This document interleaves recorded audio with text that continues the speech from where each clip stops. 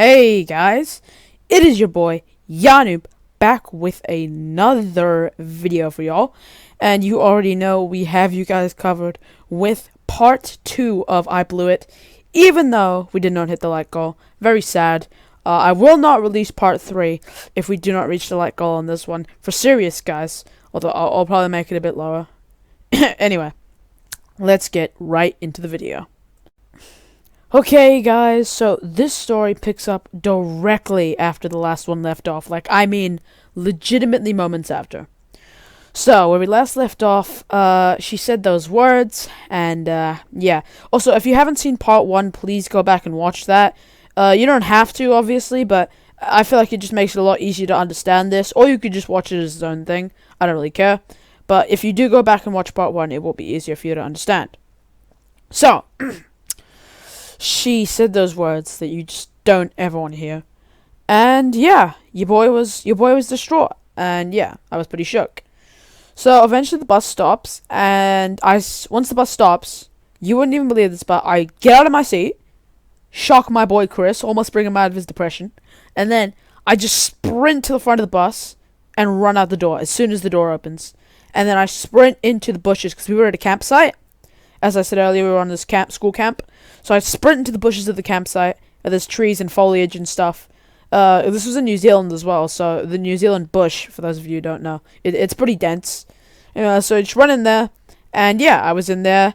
And I just cried for a bit, you know. I'm not proud of it. It was a dumb decision. I don't know why I did that. But yeah, I cried. And also I ended up having to take a piss. So I ended up just leaking liquids from everywhere that day. But yeah, so after I'd been there crying, maybe 2, 3, maybe even 4 minutes, the boy Chris, yeah, I need a sound effect for this, just if we can get a sound effect for the boy Chris. The boy Chris just comes directly into the foliage from the last video, if you guys remember him, and then he's like, hey man, what are you doing? And then I said, yeah, I'm just taking a piss, but obviously... the boy Chris, he no idiot. Alright, guys, he pointed out the cap. He's like, nah, bro, you were crying. It's not even that big of a deal. She probably won't even remember.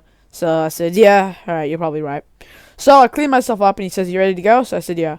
So we go back into the camp, and everyone was kind of looking at me funny. Because they all knew. They all kind of knew what had been going down. But no, I just capped everyone. I was just taking a piss. And I started making different stories so everyone knew I was lying. Not on purpose, but, you know. Man just wasn't a good liar, I guess. So yeah, that was the unfortunate grind of that little thing. But the camp itself, because we will be getting back to the girl a bit later, but the camp itself is pretty interesting as well. So what we started doing is we started playing, you know, tag. And not just any kind of tag, we started playing gang up tag. Or maybe infection or whatever you guys call it. So yeah. Basically what happened is, you have one tagger, and the moment they tag someone, that person becomes another tagger until eventually the taggers outnumber, and eventually everyone's a tagger. So that is basically the point of the game. So we started playing that, and one person ran into a bush, and they discovered something really, really disturbing. Now this is going to sound really, really weird, but they called everyone over and like, guys, come look at this.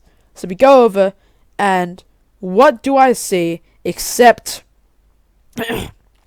a dead sheep's head, okay? Like a severed head of a sheep impaled on a branch. Okay, guys? Like, this isn't even cat. I'm not making this up, alright? They're like, our little 11-year-old minds were tainted because somebody decided to skewer a dismembered sheep head onto this branch through the eye. Okay? And there's maggots and stuff. This has been here for a while. And it stinks, man. There's flies, maggots, everything. It's just absolutely a horror. So then pretty much everyone comes to look at it. And I was like, wow. That thing is pretty disgusting. But you know what else is not disgusting? 99% of my viewers are not subscribed, guys. Please subscribe if you can. That was a wonderful plug, I know. I'll pat myself on the back for that. Anyway, but yeah, please guys, subscribe to the video. It really helps out the channel. It's free, and you can always unsub later on if you don't like it. And yeah, I'll get right back into the story. So yeah, we see this dead skewered sheep's head, and the teacher's like, alright, everyone go away. And yeah, so we came back later that day to see the sheep's head, and it was covered in tape. You know, And yeah, it was pretty much an oof. But really, not much else happened for quite a bit. Played some games with the boys, all the good stuff.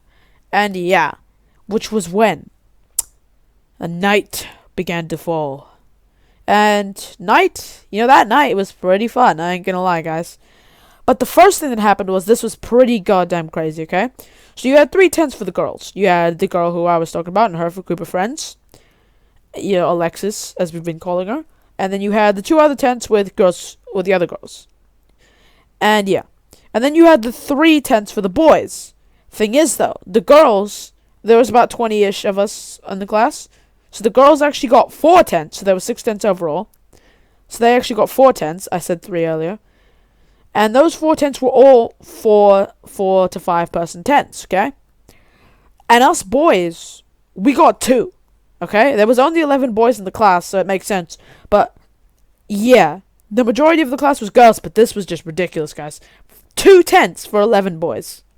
1 4-person tent, and 1 3-person tent. So, no, not even a 3-person tent, a 2-person tent.